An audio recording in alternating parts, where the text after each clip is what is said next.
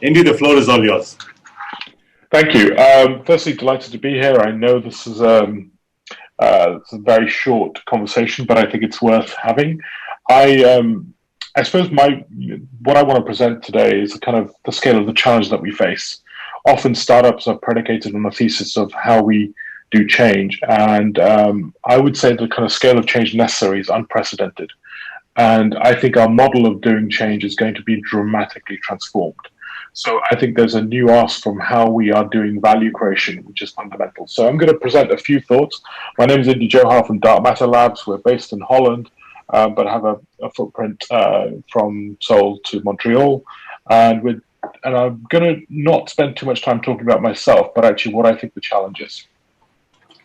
So I'm going to just share a screen, which should hopefully you can see that. Is that coming through? Yes, it is. Go ahead. Fantastic.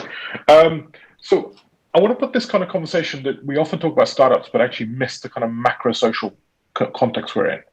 It's just worth recognizing we've got over 1 million people have passed away as a result of COVID.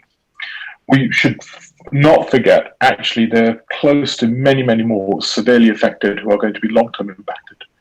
And then you put that into the context of kind of the economic impact that we're about to face, where many government borrowing is massively shot up, with recessions expected at the kind of 300-year worst recession in 300 years expected in the UK, for example. And at the same time, social inequalities are going up. So if we want to talk about a product market fit, we have to understand the nature of the market in society has dramatically been transformed over the last 10 years. And the thesis of change is not going to be as simple or as direct as linear as we thought. And I think it's worth recognizing that. At the same time, when you look at the kind of persistent nature of the crisis, I think we're going to face, we've got lots of psychological trauma that's already manifest in terms of the isolation issues that happened, the overcrowding in people's households, the domestic violence, the kind of whole section of issues that are manifest. The mental illnesses and support, the economic injury as a result of burnout. So I think it's really critical for startups and kind of new innovators, and I don't even want to talk about startups, innovators to understand the market and society to which this transformation is required has fundamentally changed. At the same time, it's really critical that we think beyond our current system. I don't know how many of you know the scale. This is a scale that was developed in the 1960s, Kardashev scale, sorry, which really talks about the scale of civilizations.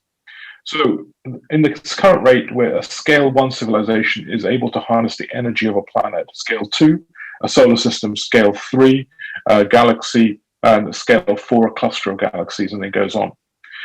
The point of this is to actually also put into play our ability to think radically big and over a much longer time scale than we're used to.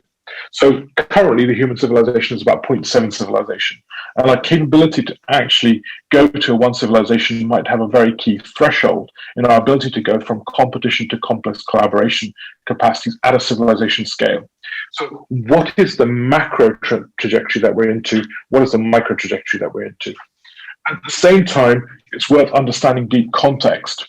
So I think it's very clear since the 15th to 16th century, we've moved from one relationship to the world, which has been object-oriented relationship in a relatively infinite world, or a perceptibly infinite world from a colonial perspective, to a world view which is massively about interdependence. And fundamentally, in all the work that we're seeing is a foundational relationship with humans, with our environment, with the future, and nature is fundamentally changing in things. So self-sovereign things that many of you hopefully are working on is actually a foundational transformation in our relationship to ownership, to cognizant capabilities, or to nature. We're seeing many interesting work, quite a lot of interesting work going on about how we make rivers self-sovereign. So this is a foundational transformation in our relationship, and I think we're looking at the capabilities and institutions to build that. What does that worldview, what does that transformation worldview start to do, and what opportunities does it drive on the table? Next, complexity. Actually, when you're operating in much of the world that we're operating in, we're operating in a world of complexity and emergence. In this context, actually, our ability to create decentralized capacity for innovation is going to be fundamental. So it's no longer about the management suite innovating. It's about your decentralized capacity to innovate in complex emergent situations. What is the organizational form to do that? What is the organizational collaborations to do that? What is the complex collaboration required to achieve some of these realities? So if you're talking about driving outcomes, it's very clear no single magical bullet will be able to do that. But your ability to build the movements for those change is going to be vital. That's going to require new forms of leadership, which is absolutely fundamental. And that's going to require portfolio work. This is our own internal portfolio work, which we're working a lot with Climate-KIC on this stuff. And it's really clear that when you start to look at a whole portfolio transformation, you start to say, where are you organizing demand? Where are you organizing supply? How are you investing in the narrative construction? It is at the management of that portfolio is what you're driving the organizational transformation from. And this requires new business models that none of us are used to. So we've been doing a lot of work about radical business models around what we call civic business models, which is about many-to-many transaction business models. How do you start to construct them? How do you construct value in really radical different ways into that future? So I just want to set this context because I think for European startups to really make change, we're going to have to start to think about the future in radically different ways and be able to see that future. And I think that has massive implications of both how we organize, how we finance, how we invest, but also how we perceive the future and perceive the kind of nature of the threat and opportunity that we're in. So, and I think this is about a different type of reality, about a new form of fundamentals. And many of these things that I've got listed here, which is about beyond control futures, I think our thesis of the world is around control. How do we go beyond the thesis of control? How do we talk about humans plus reality in a kind of hybrid reality situations? Spatial computing, what does that do to distributed self-sovereignty of our environment, of non-economic actors? How do we think about systems organizing? How do we build augmented self-governance, public interest governance models at the micro level? How do you build the machined economies of tomorrow? These things are going to come together to create some of these futures, and they're fundamental to be able to drive that. So, I'm going to end here. I think whilst we face a massive challenge, we have extraordinary capacity to be able to do stuff, but it does require us to break out of the stranglehold of what I would call 1990s product thinking from Silicon Valley and really embrace a kind of radical transformative capacity. With that, I'm going to call it a day. Hopefully I was not too late. You guys can all get me here. I'll just put this up here, but I will flip back to our conversation.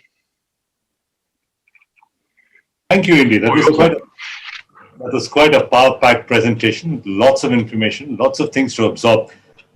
My first question is about what's behind you, actually. You have a sign from the movie Arrival, the heptapod language. What in that language, what is the sign behind you saying? Well, I mean, what I love about the language and what I love about that movie is that it challenges the notion of how we perceive the world, and how we construct language is how we make the world. So the kind of our perception is forming reality. And in many quantum physics theses, that sort of reality is often being discussed. So it is inevitably true. The language we use, the perceptions that we construct are actually informing what we think is plausible. And we need to give ourselves the patience to be able to construct new language to see new possibilities. And one of our problems is that our language is all constructed and adopted through a very poor uptake of what I would call Silicon Valley ripoffs. We need to genuinely construct a language which is responsible to the scale of the problem that we're seeing, and also recognizing object-oriented models of thinking are no longer the way forward. We are not going to be in an object-oriented mode.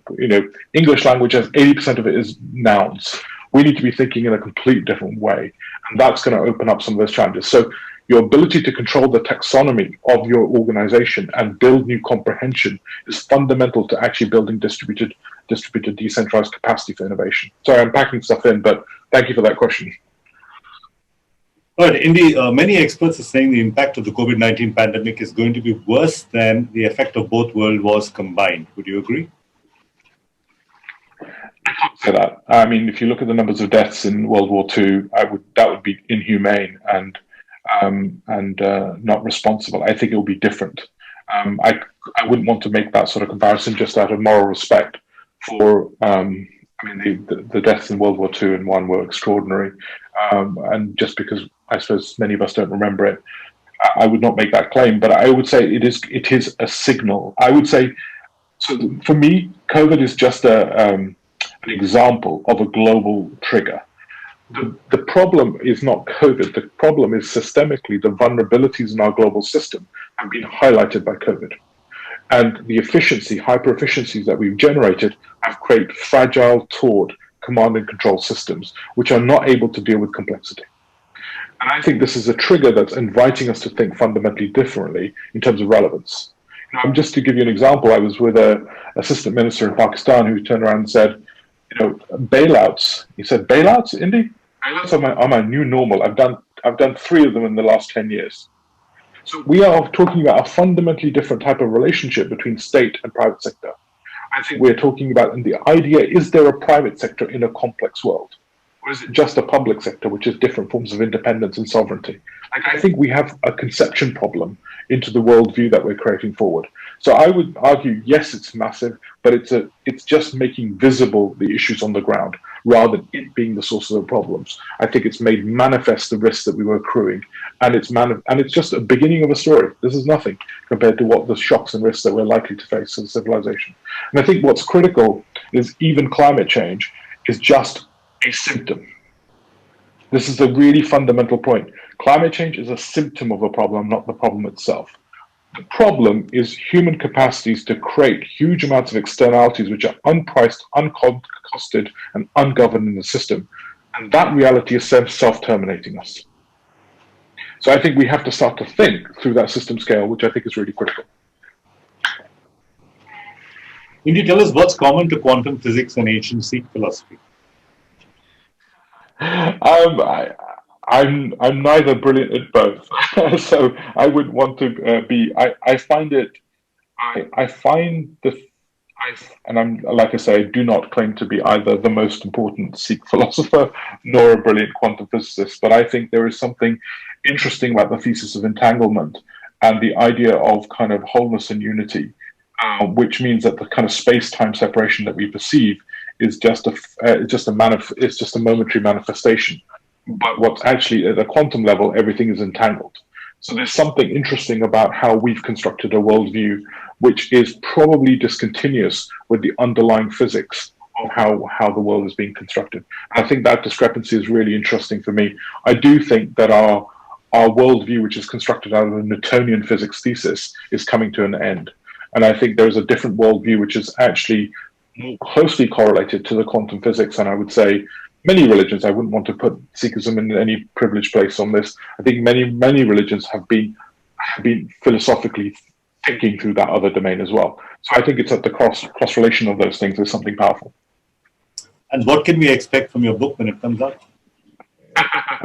We'll see. I think the book is less relevant than actually some of the products we're building, and they'll be interesting. I think new ways of financing. If you're going to talk about this sort of change, we should be talking about new ways of financing complex change. If we're talking about new ways of actually building this change, we have to talk about new models of governance and new models of contracting. Those things, the kind of boring matter, the dark matter, the boring revolution, as I call it, is fundamental to making the transformation, and that requires a new model of and it also requires a new model of human development, which people like Thomas Bjorkman and the Nordic Secret talk about very eloquently. And for me, that's a real foundation for the transformation that's required. And that's how we can think about it. Indy Johar, thank you very much for talking to us.